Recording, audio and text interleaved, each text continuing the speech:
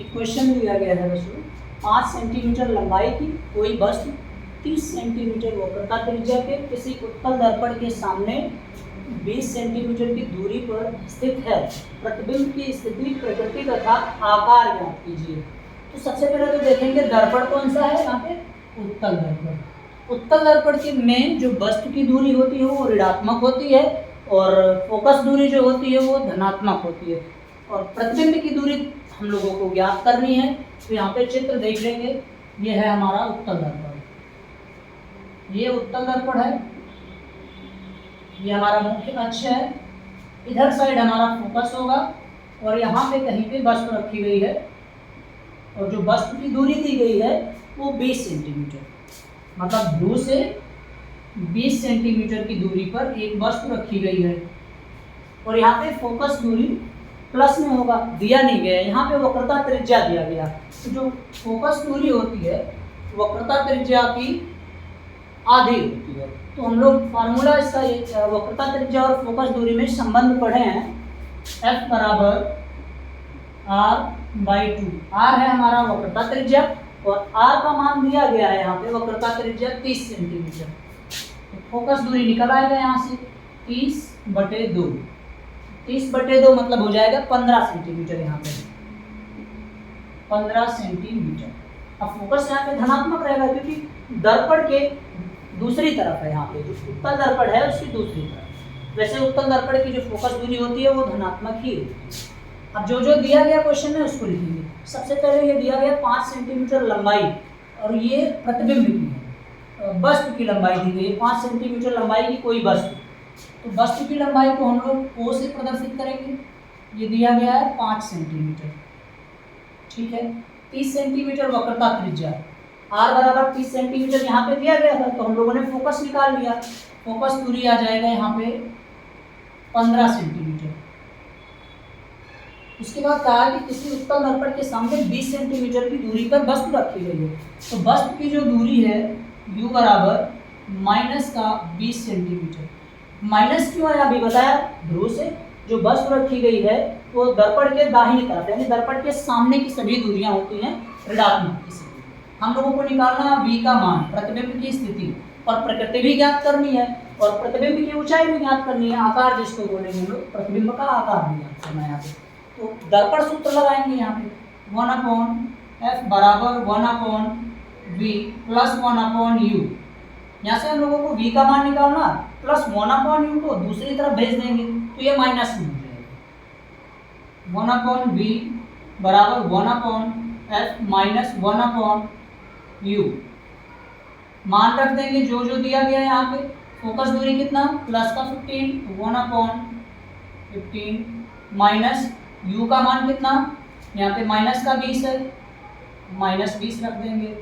अब इन दोनों देखना, यहाँ पे माइनस और माइनस का अगर गुणा कराएंगे यहाँ पे एक साथ तो ये प्लस में हो जाएगा। 1/V जो है ये हो जाएगा 1/15 प्लस का 1/20।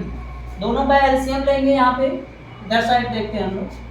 1/V बराबर एलसीएम लेते हैं, या तो ऐसे ही लिख दो 15, ये गलत नहीं होगा। देखेंगे 15 और 15 यहाँ पे कॉमन है और बचा है केवल 20, तो जो बचा है ऊपर मल्टीप्लाई कर देंगे 20, यहाँ पे लिख देंगे 20। साइन यहाँ पे प्लस का है, प्लस लगा देंगे। उसके बाद फिर 20 और 20 कॉमन यहाँ पे है, 15 का ऊपर गुणा करा देंगे यहाँ पे, हो जाएगा यहाँ पे 15।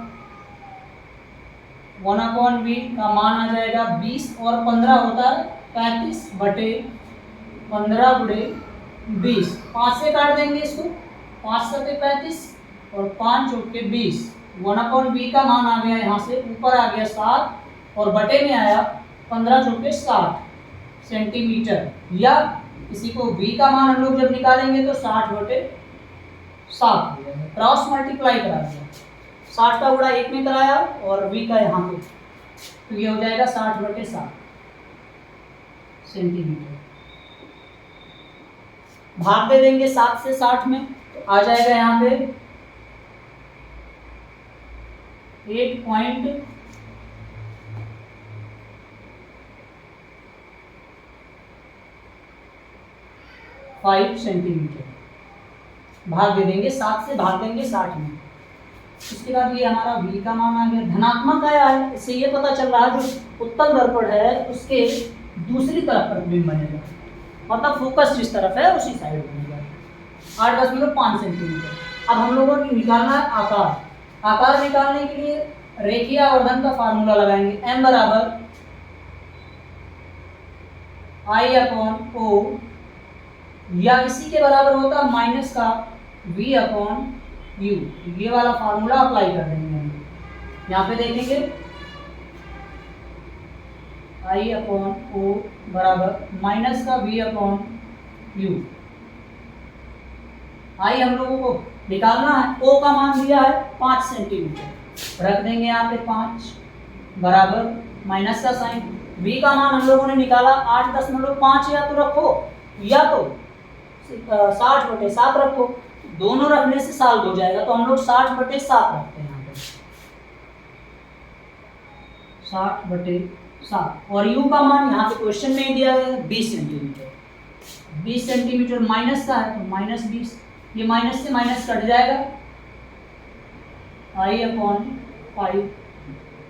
यहाँ पे बचेगा 60/7 गुणे में ये वाले बटे को हम लोग कन्वर्ट कर देंगे मल्टीप्लाई में, और जैसे ही इसको मल्टीप्लाई में कन्वर्ट करेंगे ये जो 20 है ये नीचे आ जाएगा 1/, इसको काट देंगे 20 या 60, 20 से काट देंगे 20 या 60। I/5 बराबर 3/7।